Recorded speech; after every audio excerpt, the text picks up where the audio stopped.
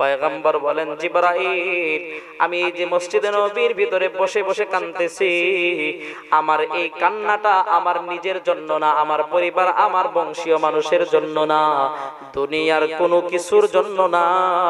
আমার এই কান্নাটা হলো আমার গুনাহগার উম্মতদের জন্য। আমার গুনাহগার উম্মতরা যতক্ষণ পর্যন্ত ক্ষমা না পাবে ততক্ষণ পর্যন্ত আমার চোখের পানি বন্ধ হবে না। হযরত জিবরাইল আলাইহিস সালাতু ওয়াস সালাম সাথে সাথে তিনি দৌড়ায় মালিকের কাছে চলে গেলেন। আমার মালিককে ডেকে বলেন, মালিক, আপনার বন্ধু তার গুনাহগার উম্মতদের জন্য কান্না করে। আল্লাহ পাক রব্বুল আলামিন জিবরাইলকে ডেকে বলেন, জিবরাইল, জলদি করে যাও, আমি আমার বন্ধুর চোখের পানি সহ্য করতে পারি না, আমার বন্ধুকে এই সুসংবাদটা দিয়ে আসো। আমার বন্ধুকে গিয়ে বলো যে আল্লাহ পাক রব্বুল আলামিন আপনার চোখের পানি চোখ থেকে বের হয়ে নাকের ডগায় আসার আগে আপনার গুনাহগার উম্মতদেরকে maaf করে দিয়েছে। এবার এই হাদিসগুলো থেকে কি বোঝা যায় বলেন তো দেখি? নবীজির মহব্বত উম্মতের প্রতি কম না বেশি? কি পরিমাণ বেশি? এটা কি বলে আপনাদেরকে আমি বোঝাইতে পারবো? বোঝানো সম্ভব হবে না।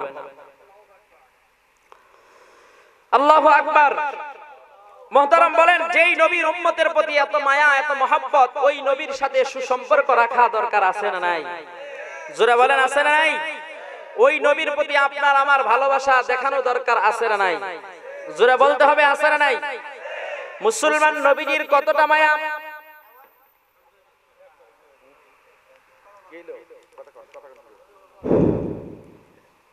জিকির করেন, লা ইলাহা ইল্লাল্লাহ।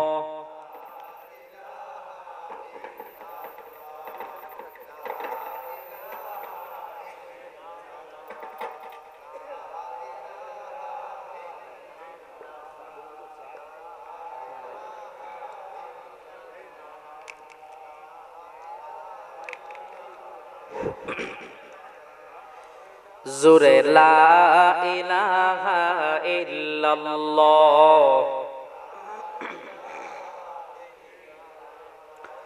জোরে লা ইলাহা ইল্লাল্লাহ, লা ইলাহা ইল্লাল্লাহ।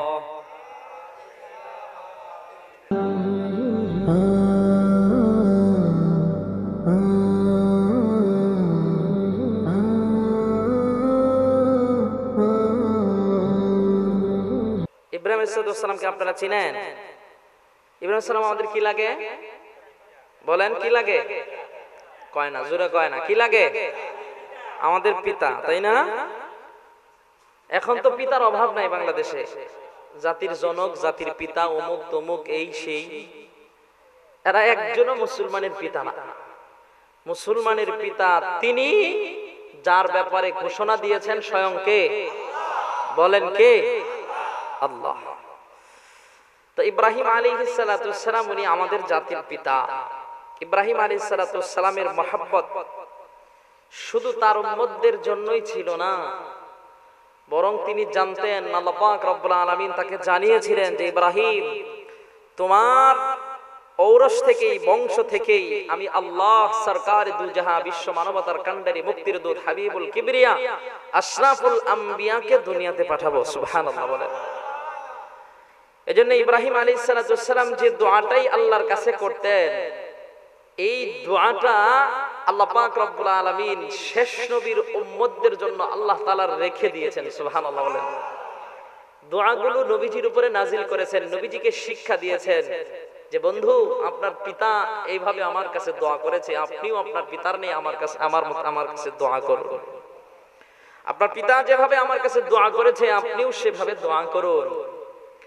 তো আল্লাহ পাক রব্বুল আলামিন ইব্রাহিম আলাইহিস সালামের এই দোয়াটা আল্লাহ তাআলা কোরআনে কারীমের ভিতরে নাজিল করে দিয়েছেন নবীজি সাল্লাল্লাহু আলাইহি ওয়াসাল্লামকে শিক্ষা দেওয়ার জন্য। তো নবীজি সাল্লাল্লাহু আলাইহি ওয়াসাল্লাম যখন আল্লাহর কাছে দোয়া করতেন, মুস্তাজাবুদ দাওয়াত ছিলেন, আল্লাহর কাছে যা দোয়া করতেন আল্লাহ তাআলা সকল দোয়া কবুল করে নিতেন। সুবহানাল্লাহ।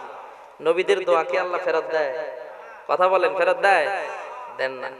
তো নবীজি যা দোয়া করেছেন আল্লাহ পাক রব্বুল আলামিন সবগুলি দোয়া কবুল করেছেন, সবগুলো কবুল করেছেন। কোন দোয়া আল্লাহ দুনিয়ার জন্য কবুল করেছেন, আর কোনটা পরকাল এবং দুনিয়া উভয় জাহানের জন্য কবুল করেছেন। সুবহানাল্লাহ বলেন। তো নবীজি সাল্লাল্লাহু আলাইহি সাল্লাম দোয়া করতে করতে করতে করতে যখন আল্লাহ পাক রব্বুল আলামিনের সাথে সম্পর্ক একেবারে গভীর হয়ে যেত, একেবারে সম্পর্ক গভীর, সরাসরি ডাইরেক্টলি আল্লাহর সাথে কথা বলতেছেন, ওই সময় নবীজি আল্লাহর কাছে এমন কিছু দোয়া করতেন, নবীজির জবান দিয়ে দোয়া বের হতে দেরি হতো, আল্লাহর কবুল করে নিতে দেরি হতো না। তো নবীজি সাল্লাল্লাহু আলাইহি সাল্লাম আল্লাহর কাছে দোয়া করলেন পিতার ভাষায়, পিতা যেভাবে দোয়া করেছেন পিতার শিখানো ভাষায় আল্লাহর কাছে দোয়া করতেছেন। দোয়ার এক পর্যায়ে মাঝখানে বলতেছেন, ইন তুআযিবুহুম ফাইন্নাহুম ইবাদুক ওয়া ইন তাগফির লাহুম ফাইন্নাকা আনতাল আজিজুল হাকীম।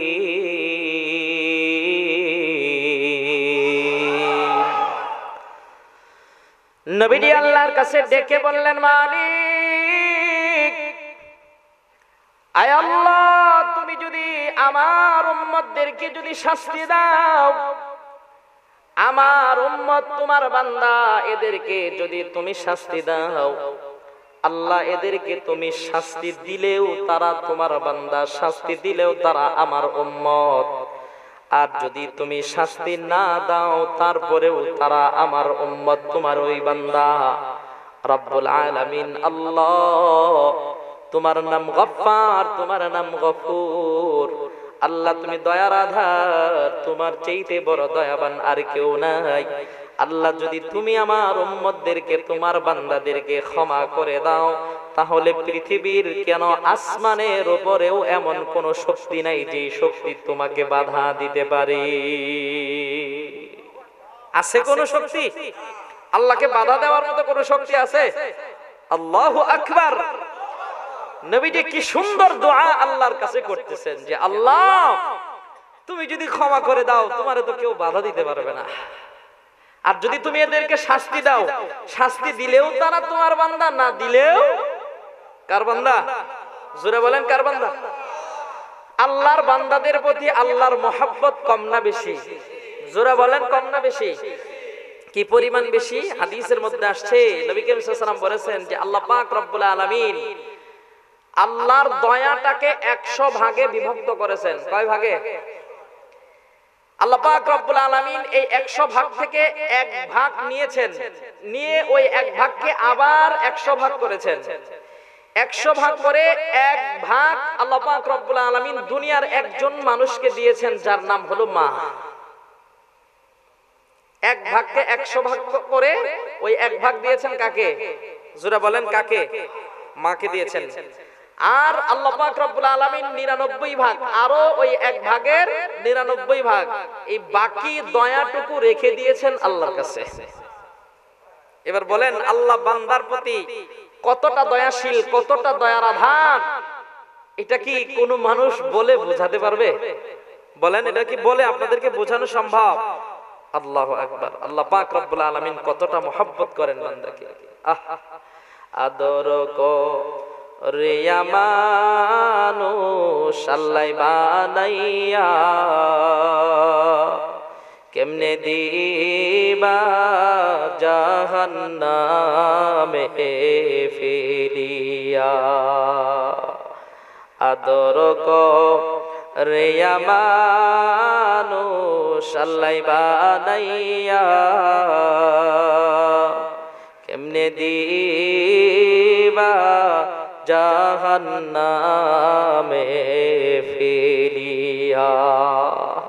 আল্লাহ তাআলা আল্লাহর বান্দাদেরকে খুব আদর করে বানাইছেন, এজন্য আল্লাহ আল্লাহর বান্দাদেরকে জাহান্নামের আগুনে জ্বালাবেন না।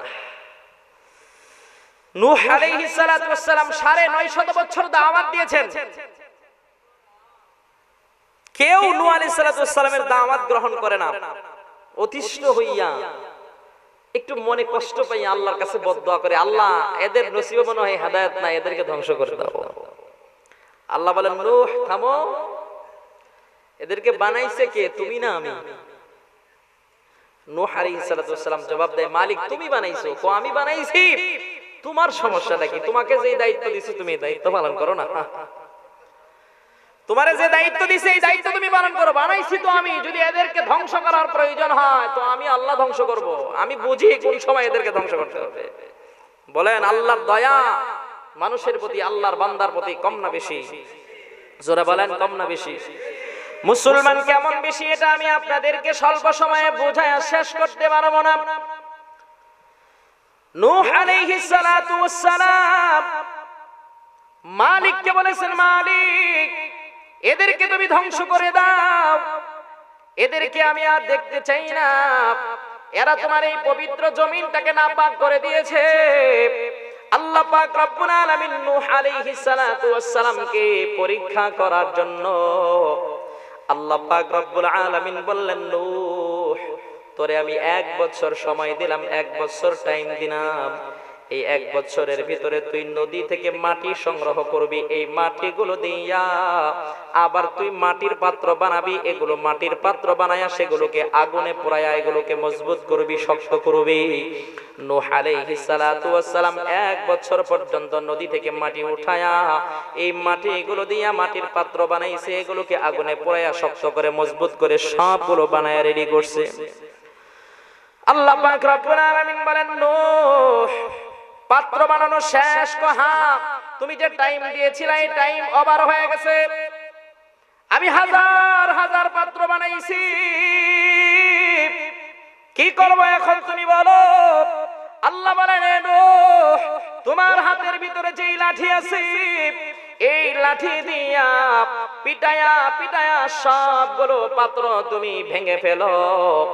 নূহ আলাইহিস সালাতু ওয়াস সালাম মালিকের কাছে 2টা চোখের পানি ফেলে কান্না করে আর বলে, মালিক দীর্ঘ 1 বছর পর্যন্ত নদী থেকে বহু কষ্ট করে মাটি সংগ্রহ করলাম, এগুলো দিয়ে পাত্র বানাইলাম, আগুনে পোড়ায়া এগুলোকে আবার মজবুত করে শক্ত করে সবকিছু তোমাকে খুশি করার জন্য তোমার সামনে আমি রেডি করে রাখলাম। মালিক বানাইলাম, এগুলো দিয়ে আমিও কোনো উপকৃত হতে পারলাম না, পৃথিবীর কেউ কোনো উপকৃত হতে পারলো না। বানানো শেষ হয়ে গেল মুহূর্তের ভিতরে, তুমি আবার আমাকে সেগুলো লাঠি দিয়ে পিটায়া পিটায়া ভাঙতে কেন বলো? আমি বুঝতে পারলাম না।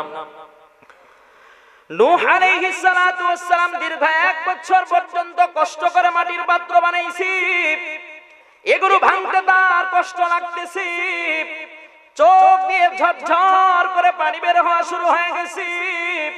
আমার আল্লাহ পাক রব্বুল আলামিন নূহকে বলেন, নূহ যে আদেশ করেছি আদেশ পালন করো, দেরি করা যাবে না, লাঠি দিয়ে ভেঙে ফেলো। নূহ আলাইহিস সালাতু ওয়াস সালাম আল্লাহর কাছে ফরিয়াদ করে মালিককে ডাক দিয়া বলে, মালিক কেন তুমি আমাকে পাত্রগুলো বানাইতে বললা, আবার কেনই বা তুমি এগুলো ভাঙতে বলো?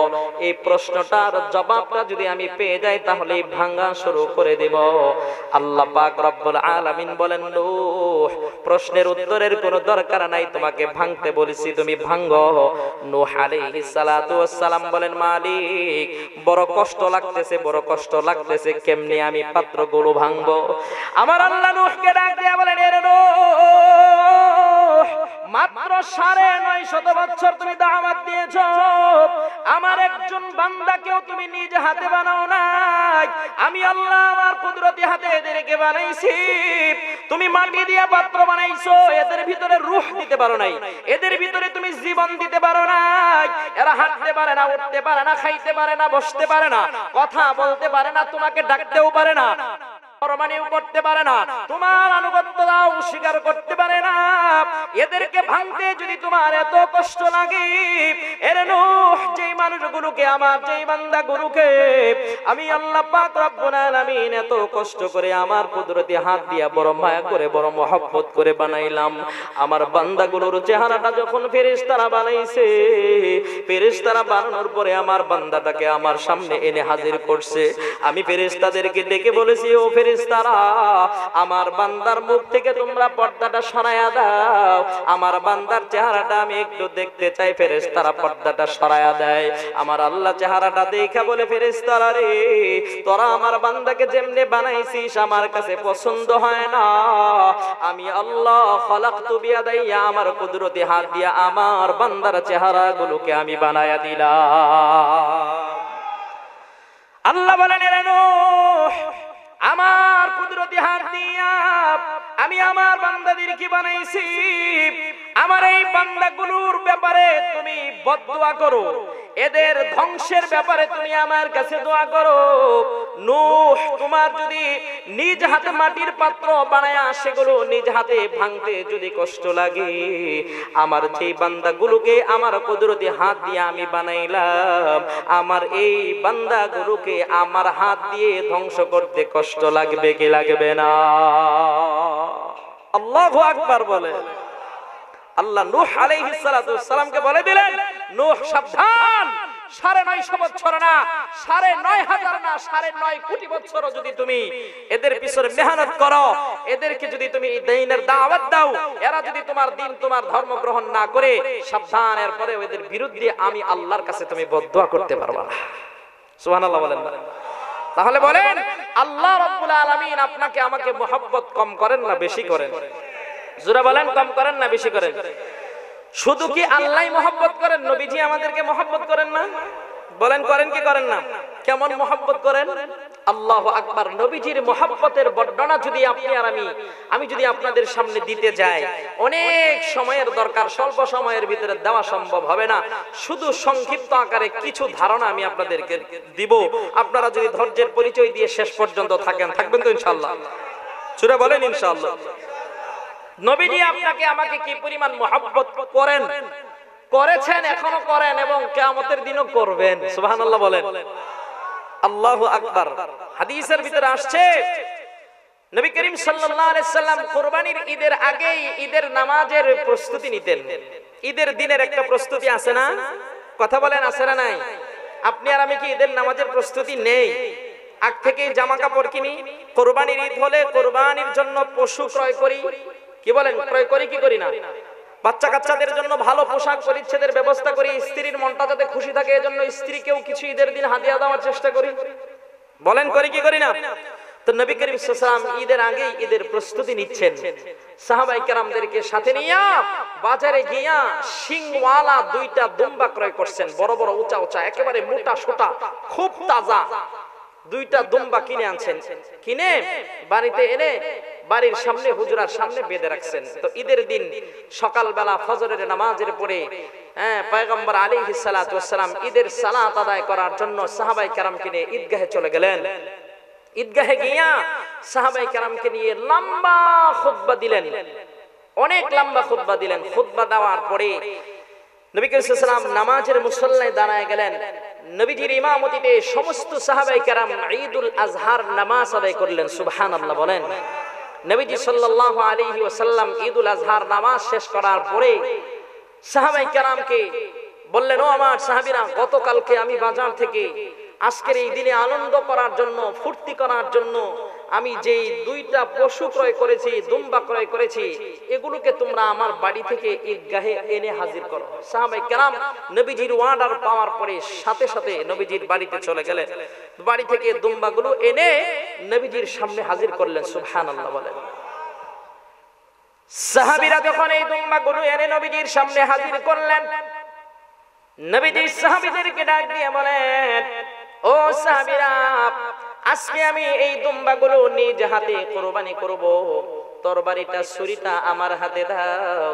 সাহাবায়ে কেরাম ছুরিটা পয়গম্বরের হাতে উঠায় দিলেন। পয়গম্বর আলাইহিস সালাতু ওয়াস সালাম সাহাবীদেরকে বললেন, দুম্বাগুলোকে ভালোভাবে তোমরা জমিনে শোয়া দাও। সাহাবায়ে কেরাম প্রথমে একটা দুম্বা সুন্দর করে জমিনের ভিতরে শোয়াইলেন। আল্লাহর নবী তরবারিটা হাতে নিয়া, ছুরিটা হাতে নিয়া কিবলার দিকে মুখটাকে ঘোরায়া বিসমিল্লাহি আল্লাহু আকবার বলে একটা দুম্বার গলার ভিতরে ছুরিটা চালায়া দিলেন। দুম্বাটা কুরবানি হয়ে গেল। পয়গম্বর ছুরিটা পানি দিয়ে পরিষ্কার করার আগেই ছুরিটা হাত থেকে রেখে আল্লাহ পাক রব্বুল আলামিনের আরশে আজিমের দিকে তাকায়া 2টা হাত তুলে মালিকের কাছে 2টা চোখের পানি ফেলে দোয়া করে, আল্লাহ রব্বুল আলামিন, আল্লাহ আমি তো চলে যাব, আমি চলে যাওয়ার পরে কিয়ামতের আগ পর্যন্ত আমার গুনাহগার উম্মতরা দুনিয়াতে আসবে। আসবে। মালিক, আজকের এই পবিত্র দিনে আমার হাতে আমি আমার যেই দুম্বাটাকে কোরবানি করলাম, আল্লাহ কিয়ামত পর্যন্ত আগত আনেওয়ালা আমার যত উম্মত দুনিয়াতে আসবে, আমার সমস্ত উম্মতের রূহের মাগফিরাতের জন্য আমি দুম্বাটাকে কোরবানি করে দিলাম। আসতে বলেন সুবহানাল্লাহ। চিন্তা তো করেন নাই এই হাদিসের গভীরতা কতটুকু, চিন্তা তো করেন না এটা, এজন্যই সুবহানাল্লাহর আওয়াজ এত আসতে হয়েছে। যদি গভীরতার দিকে চিন্তা করতেন, গভীরভাবে যদি চিন্তা করতেন, তো আল্লাহর নাম, আল্লাহর পবিত্রতা বর্ণনা করে চিৎকার মেরে দাঁড়িয়ে যেতেন। নবীজি আজ থেকে 1450 বছর আগে তার উম্মতের মাগফিরাতের ফিকির করেছেন, উম্মতের ক্ষমার জন্য, আল্লাহর জন্য ঈদের দিন দুম্বা কুরবানি করেছেন। আর একটু আস্তে বলেন না সুবহানাল্লাহ। শুধু তাই নাই রে মুসলমান, কেমনে আমি আপনাদেরকে বুঝাই। হযরত আয়েশা সিদ্দিকা রাদিয়াল্লাহু তাআলা আনহা তিনি বলেন, আমি যখন পয়গম্বরের মুড দেখতাম ভালো, পয়গম্বরের অবস্থা যখন আমি দেখতাম ভালো, আমার কাছে যখন মনে হতো পয়গম্বরের মনটা এখন ফ্রেশ, ওই সময় আমি পয়গম্বরের কাছে চলে যেতাম। পয়গম্বরের কাছে গিয়া পয়গম্বরের সাথে আমি খুনসুটি করতাম। সুবহানাল্লাহ বলেন। আরে স্বামী স্ত্রী দুইজনের মাঝে কতটা ভালোবাসা ছিল। হযরতে আয়েশা তিনি ছোট্ট ছিলেন, আল্লাহর নবী প্রায় বয়োবৃদ্ধ। আল্লাহর নবীর সাথে হযরতে আয়েশা স্বামী স্ত্রীর যে খুনসুটি আছে, খুনসুটি করে আল্লাহর নবীর সাথে হযরতে আয়েশা সিদ্দিকা রাদিয়াল্লাহু তাআলা আনহা বিভিন্ন ধরনের রসিকতা করে আল্লাহর হাবিবের সাথে মজা করে, আল্লাহর হাবিবের সাথে মজা করে। হযরতে আয়েশা বলেন, আমি যখন দেখতাম পয়গম্বরের মুড ভালো, ওই সময় আমি পয়গম্বরের কাছে চলে যেতাম। পয়গম্বরকে গিয়ে বলতাম, পয়গম্বর, আমার আপনার কাছে একটা আবেদন, আমার আবেদনটা আপনি পূরণ করবেন নি। আল্লাহর হাবিব আমার কথা জবাবে সাথে সাথে উত্তর দিতে বলতো, আয়েশা রে, তোমার কি আবেদন আছে আমার কাছে পেশ করো, তুমি আমার কাছে আবেদন পেশ করবা, আমি পয়গম্বর তোমার আবেদন সাথে সাথে পূরণ করে দিব। স্বামী স্ত্রীর মহব্বত, ভালোবাসা। আরে নবীজির এই হাদিসটা পড়লেই বোঝা যায় যে নবীজিও একজন স্বামী ছিলেন, নবীজিরও স্ত্রী ছিল, নবীজির স্ত্রীদের সাথে নবীজির কি পরিমাণ গভীর মহব্বত আর ভালোবাসা ছিল, নবীজির এই হাদিসটা পড়লে বোঝা যায়। আমরা তো স্বামী, কি বলেন, স্বামী কিনা? জোরে বলেন, স্বামী কিনা? আমাদের স্বামী স্ত্রীদের সাথে আমাদের সম্পর্ক মজবুত, সম্পর্ক ভালো না খারাপ? বলেন না কেন, ভালো না খারাপ? সবাই বলে না, কারণ সবার তো সম্পর্ক ভালো না। এজন্য বলতে চাই না, হুজুর ওয়াজ শুনতে আসছি, ভালো কাজ, এই সময় এই জায়গায় এসে মিথ্যা কথা বলা যাইব? মিথ্যা কথা তো বলা যাইত না, এজন্যই চুপচাপ থাকি। কি থাকি? চুপচাপ থাকি, বলি না। আল্লাহর নবী হযরতে আয়েশাকে কেমন মহব্বত করতেন দিল দিয়ে শুনবেন, খুব দিল দিয়ে শুনবেন, উঠা বসা করবেন না। যদি উঠা বসা করেন না, আলোচনা শেষ করে দিব, গুছাই আনবো, তাহলে উঠা বসা করা যাবে না। খুব মনোযোগ দিয়ে শুনবেন। আল্লাহর নবী কেমন স্বামী ছিলেন রে মুসলমান, একটু জানা দরকার। একটু পরে আপনাদের চোখের পানি ঝরঝর করে পড়বে। খুব দিল দিয়ে কথাগুলো শুনেন, তাহলে বুঝবেন। আল্লাহর নবী হযরতে আয়েশাকে কেমন মহব্বত করতেন। নবীজি দাওয়াতি কাজ শেষ করে হযরতে আয়েশা সিদ্দিকা রাদিয়াল্লাহু তাআলা আনহার হুজরা মুবারকে তার ঘরের ভিতরে ঢুকেছেন। ঘরের ভিতরে ঢুকে দেখে আয়েশা সিদ্দিকা রাদিয়াল্লাহু তাআলা আনহা গাছের একটা কাঁচা ডাল নিয়ে এটা দিয়ে তিনি তার মুখ পরিষ্কার করে মিসওয়াক করে আল্লাহর নবী আয়েশার চেহারার দিকে তাকায় বলে, আয়েশা, তোমার মিসওয়াকটা দিবানি? এই মিসওয়াকটা দিয়ে আমি নবী একটু মিসওয়াক করতে চাই। জোরে বলেন সুবহানাল্লাহ। আয়েশা মনে মনে চিন্তা করছে, দু জাহানের সরদার সরকারে দু জাহান বিশ্ব মানবতার কান্ডারি আমার মেসওয়াক চাইছে, এটা দিয়ে আমি মেসওয়াক করছি, আমার মুখের ময়লা লাগছে, আমি একটু পরিষ্কার করে তারপরে নবীজিকে দেই। হযরত আয়েশা যখন মেসওয়াকটা নিয়া পানি দিয়ে ধোয়ার জন্য যখন প্রস্তুতি নিচ্ছে, আল্লাহর নবী বলেন, আয়েশা তুমি আমার স্ত্রী, আমি তোমার স্বামী। আয়েশা রে, তোমার মেসওয়াক পানি দিয়ে পরিষ্কার করার কোনো প্রয়োজন নাই, তুমি মেসওয়াক করেছো, তোমার সেটাই দাও, সেই মেসওয়াকটা দিয়েই আমি নবী মেসওয়াক করব। জোরে বলেন সুবহানাল্লাহ। আজকে আপনার আমার স্ত্রী যদি মিসওয়াক করে, মিসওয়াক দিয়ে আপনি আর আমি মিসওয়াক করতে রাজি কেন? নবীজি যদি করতে পারেন, আপনি আর আমি নবীর উম্মত হয়ে কেন করতে পারবো না? বোঝা গেল নবীর স্ত্রীর সাথে নবীর যে মহব্বত আর ভালোবাসা ছিল, আপনার আমার স্ত্রীর সাথে স্বামী হিসেবে সেই মহব্বত আর ভালোবাসা নাই। কথা বলেন ঠিক কিনা? স্বামী স্ত্রী রাতের বেলা এক বিছানায় ঘুমাইতে চায় না, একজন খাটের নিচে ঘুমায়, আরেকজন উপরে ঘুমায়। কথা বলেন ঠিক কিনা? দুইজন যদি ভুলে এক খাটের উপরে ঘুমায়, স্ত্রী স্বামীকে সহ্য করতে পারে না, স্বামী স্ত্রীকে সহ্য করতে পারে না। বলেন এমন মুসলমান আমাদের সমাজের ভিতরে আছে না? রাতের বেলা স্বামী স্ত্রীর সাথে ঘুমাইছে, রাতের বেলা স্বামী স্ত্রীর সাথে ঘুমাইছে, রাত যখন গভীর হয়ে গেছে, স্বামীর ঘুম ভেঙে গেছে, ঘুম থেকে সজাগ হয়ে স্বামী দেখে সে আর খাটের উপরে নাই, খাটের নিচে পড়ে আছে। আশ্চর্যান্বিত হয়ে গেছে, আরে কেন পড়ে গেলাম? কারণ কি, ঘটনা কি? স্ত্রীরা ঘুম থেকে জাগ্রত করছে, ডেকে উঠাইছে, বলে যে শোয়ার সময় একসাথে শুইলাম, তুমি খাটের উপরে রয়ে গেলা, আমি খাট থেকে পড়ে গেলাম, ঘটনা কি? কাহিনীটা জানতে চায়। স্ত্রী বলে, স্বামী যান, একই সাথে ঘুমাইছি, ঘুমের ঘরে যখন আমি আপনার দিকে ফিরেছি, আপনিও যখন আমার দিকে ফিরেছেন, দুইজনের মুখ যখন বরাবর হয়ে গেছে, আপনার মুখের গন্ধ যখন আমার নাক দিয়ে ঢুকছে, আর সইতে পারি নাই, এজন্য আপনারে নিচে নামাইয়া দিছি। আছে না নাই? কথা বলেন। কয় হুজুর আমাদের মুখের ঘ্রাণ আছে, গন্ধ নাই। যারা বিড়ি খায় তাদের মুখ দিয়ে গন্ধ বের হয় না, ঘ্রাণ বের হয়। কথা কন না কে? এই জোরে কন, জোরে বলতে হবে।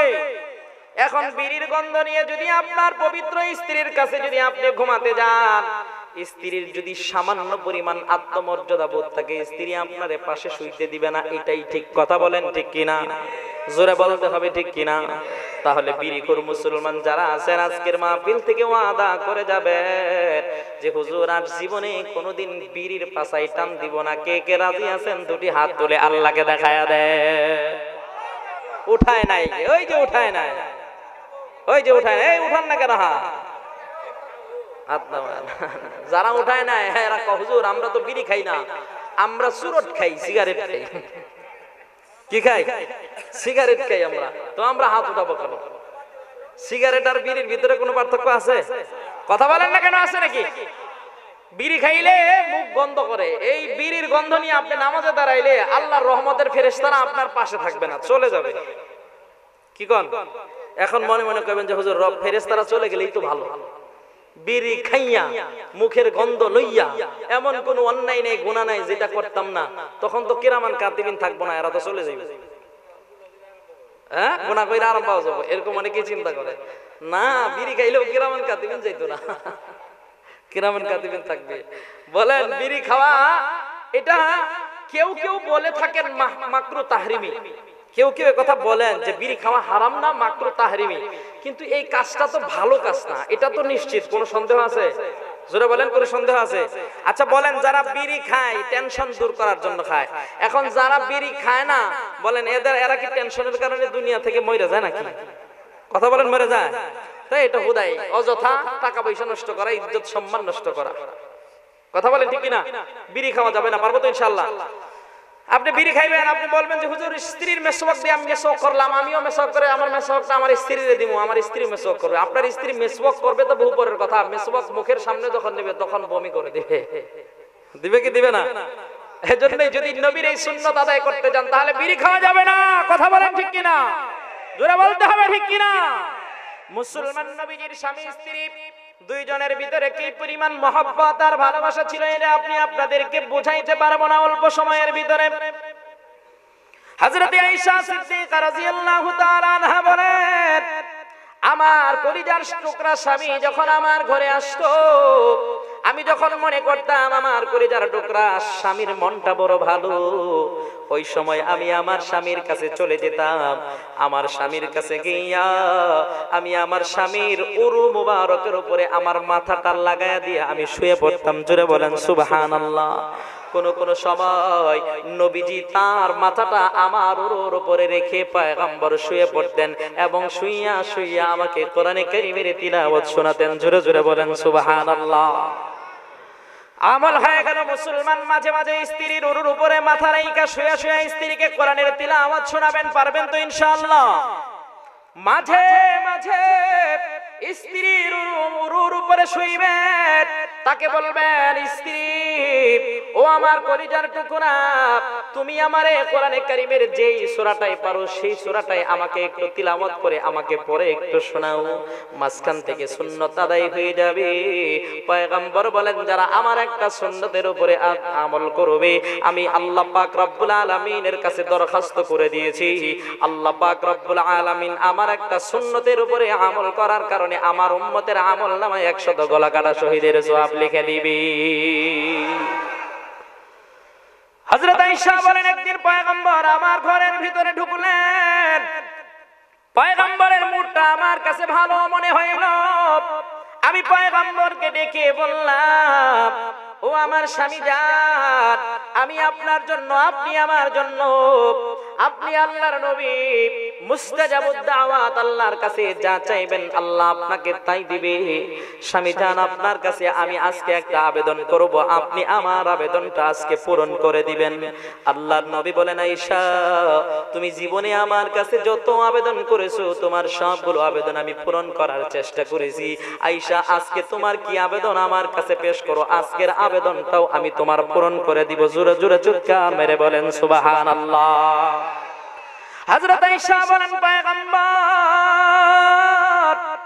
আপনার কাছে আমার একটাই চাওয়া, আপনি একটু আল্লাহর কাছে আমার জন্য দোয়া করেন।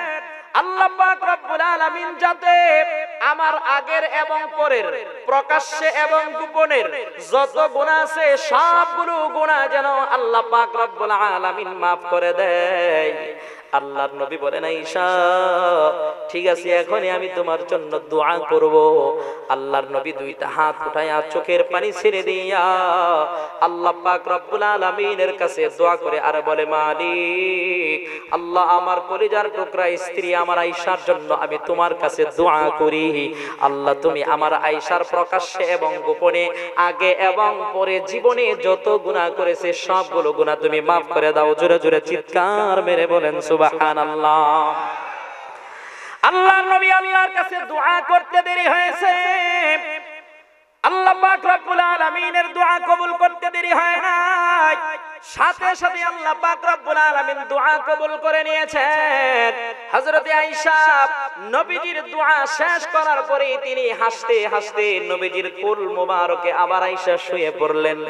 আল্লাহর নবী আয়েশাকে ডাক দিয়ে বলেন, আয়েশা, কেন তুমি আমার কোলের ভিতরে শুয়ে পড়লা হাসতে হাসতে?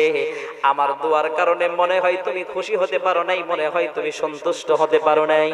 হযরত আয়েশা বলেন, পয়গম্বর, বিষয়টা এমন না, আমি হেসেছি আনন্দে উৎফুল্ল হইয়া। আল্লাহর নবী বলেন, তোমার আনন্দের কারণটা কি আমাকে একটু জানায়া দাও। আয়েশা ডাক দিয়া বলেন, পয়গম্বর, আমি এটা নিশ্চিত ভাবে জানি, আপনি যখন আল্লাহর কাছে আমার জন্য ক্ষমার দোয়া করেছেন, আল্লাহ পাক রব্বুল আলামিন আপনার দোয়া কবুল করে নিয়ে আমাকে সাথে সাথে ক্ষমা করে দিয়েছে। এই খুশিতে আমি হাসতেছি, হাসতে হাসতে আপনার উরু মুবারকের উপরে, আপনার কুল মুবারকের উপরে শুয়ে পড়েছি। আল্লাহর নবী বলেন, আয়েশা, তোমার এর চাইতেও আমি আরো একটা বড় সুসংবাদ দিয়ে দেই রে আয়েশা। আল্লাহর নবী বলেন, আয়েশা রে, আমি জীবনে একবারই তোমার জন্য এই দোয়া করলাম, আয়েশা রে তোমারে আরেকটা সুসংবাদ দিয়ে দেই, আমি প্রতিদিন 5 ওয়াক্ত নামাজের পরে আমার গুনাহগার উম্মতদের জন্য তোমার জন্য আমি যেইভাবে দোয়া করলাম, আমার গুনাহগার উম্মতদের জন্য প্রতিদিন আমি 5 ওয়াক্ত নামাজের পরে এইভাবে 5 বার দোয়া করে থাকি। কয়বার দোয়া করেন প্রতিদিন? বলেন কয়বার? আয়েশার জন্য জীবনে কয়বার করছেন? কয়বার করছেন? আপনার জন্য আমার জন্য দৈনিক 5 বার। দৈনিক কতবার? 5 বার। দৈনিক 5 বার যদি নবীজি আপনার জন্য আমার জন্য দোয়া করে থাকেন, বলেন আল্লাহ কি দোয়া কবুল করে নাই? কথা বলেন না কেন? জোরে বলতে হবে। এজন্যই নবীজি গ্যারান্টি দিয়ে বলে গেছেন, আমার একটা উম্মত জাহান্নামে থাকা অবস্থায় আমি নবী জান্নাতে ঢুকবো না। সুবহানাল্লাহ বলেন। কিয়ামতের মুসিবতের দিনে হাসরের ময়দানে পয়গম্বর উদ্ভ্রান্তের ন্যায় হাসরের ময়দানে ঘুরবেন। পয়গম্বরের গা মুবারকের উপর একটা চাদর থাকবে, হালকা বাতাস বইবে হাসরের ময়দানে। এই বাতাসের কারণে পয়গম্বরের গায়ের চাদর মুবারক বারবার পড়ে যাবে, ফেরেশতারা চাদরটা আবার বারবার নবীজির গায়ে উঠায়া দিবে। সুবহানাল্লাহ বলেন। নবীজি যখন এইভাবে হাসরের ময়দানে ঘুরতে থাকবেন, আল্লাহ পাক রব্বুল আলামিন নবীজিকে ডাক দিয়ে বলবেন, বন্ধু দুনিয়ার জীবনে এমন কোন কষ্ট নাই যে কষ্টটা আমি আপনাকে দেই নাই। বন্ধু আপনি দুনিয়ার জীবনে তায়েববাসীর হাতে মার খেয়েছেন, তায়েববাসীর কাছে আপনি রক্তাক্ত হয়েছেন। বন্ধু আপনি দুনিয়ার জমিনে আমার দিনকে দুনিয়াতে প্রতিষ্ঠা করতে গিয়ে উহুদের ময়দানে কাফির মুশরিক বেঈমানদের বিরুদ্ধে আপনি যুদ্ধ করেছেন। যুদ্ধ করতে করতে বেঈমানদের তরবারির আঘাতে আপনার দাঁত মোবারক শহীদ হয়ে গেছে। বন্ধু দুনিয়া জীবনে আপনি আমার বান্দাদের জন্য এই পরিমাণ কষ্ট করেছেন, সর্বশেষ আপনি আপনার মাতৃভূমিটা পর্যন্ত ছেড়েছেন। বন্ধু দুনিয়া জীবনে আপনাকে আমি বহু কষ্ট দিয়েছি, আপনি আমার দিন প্রতিষ্ঠা করতে গিয়া আপনি দুনিয়ার জমিনে 3 বছর পর্যন্ত আপনি কারাবরণ করেছেন, আপনি জেল হাজত বরণ করেছেন। বন্ধু দুনিয়ার জীবনে আপনি আমার দিন প্রতিষ্ঠা করতে গিয়া বাইতুল্লাহ নামাজে দাঁড়াইছেন, কাফের মুশরিক বেঈমানের বাচ্চারা উটের পচা নারী ভরে আপনার মাথার ভিতরে এনে আপনার মাথার ভিতরে ঢেলে দিয়েছে। বন্ধু দুনিয়ার জমিনে এমন কোনো কষ্ট নাই, আমি আল্লাহ আপনাকে আজকে আর আমি আপনাকে কোনো কষ্ট দিতে চাই না, আপনার কোনো কষ্ট আমি দেখতে চাই না। বন্ধু আজকে কেন আপনি হাসরের ময়দানে উদ্ভ্রান্তের নেই ঘুরতেছেন? আপনার কি চাওয়া আছে আমার কাছে চান, আমার কাছে চাইতে দেরি হবে, আমি আল্লাহ আপনার চাওয়া পূরণ করতে দেরি হবে না। পয়গম্বর মালিকের এই কথা শুনে সাথে সাথে হাসরের ময়দানে সিজদায় পড়ে যাবেন, সিজদায় পড়ে কান্না করতে থাকবেন। পয়গম্বরের গাল মুবারক বেয়ে বেয়ে পানি পড়বে। আল্লাহ পাক রব্বুল আলামিন পয়গম্বরকে বলবেন, ও আমার বন্ধু মাথাটা উঠান, আপনি কান্না করবেন না, আপনার এক ফোঁটা চোখের পানিও আমি সহ্য করতে পারবো না। মুসলমান যখন এইভাবে আল্লাহ পাক রব্বুল আলামিন পয়গম্বর আলাইহিস সালাতু ওয়াস সালামকে এই কথাটা বলবেন, পয়গম্বর আলাইহিস সালাতু ওয়াস সালাম সাথে সাথে তিনি মাথাটা উঠাবেন। আল্লাহ বলবেন, বন্ধু আপনার কি আবেদন আপনি আমার কাছে পেশ করেন। আল্লাহর নবী ওই সময় আল্লাহ রব্বুল আলামিনকে ডেকে বলবেন, মালিক আল্লাহ আমার যেই গুনাহগার উম্মত গুলো জাহান্নামের আগুনে জ্বলে, আমার ওই গুনাহগার উম্মত গুলোকে রেখে আমি জান্নাতে যেতে পারবো না। আল্লাহ পাক রব্বুল আলামিন বলবেন, বন্ধু আপনার একটা গুনাহগার উম্মত জাহান্নামের ভিতরে থাকবে না। আজকের এই হাসরের ময়দানে আপনার চোখের পানির বিনিময়ে আপনার সবগুলো উম্মতকে আমি মাফ করে দিলাম। অবস্থা তো খারাপ হয়ে গেল।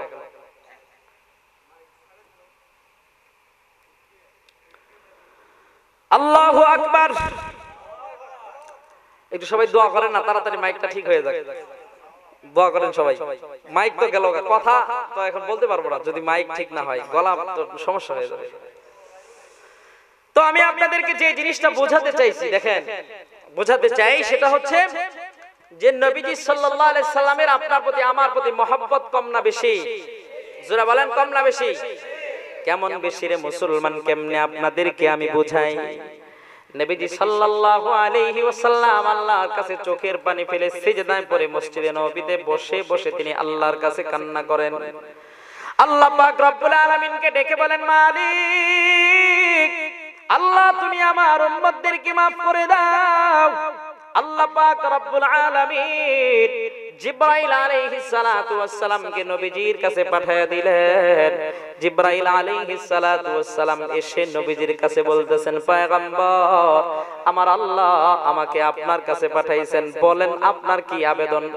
পয়গম্বর বলেন, জিবরাইল আমি এই যে মসজিদে নববীর ভিতরে বসে বসে কাঁদতেছি, আমার এই কান্নাটা আমার নিজের জন্য না, আমার পরিবার আমার বংশীয় মানুষের জন্য না, দুনিয়ার কোনো কিছুর জন্য না, আমার এই কান্নাটা হলো আমার গুনাহগার উম্মতদের জন্য।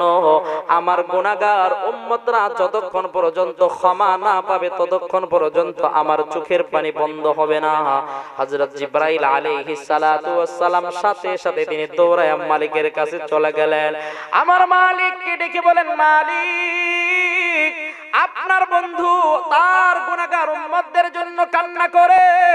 আল্লাহ পাক রব্বুল আলামিন জিবরাইলকে ডেকে বলেন, জিবরাইল জলদি করে যাও, আমি আমার বন্ধুর চোখের পানি সহ্য করতে পারি না, আমার বন্ধুকে এই সুসংবাদটা দিয়ে আসো।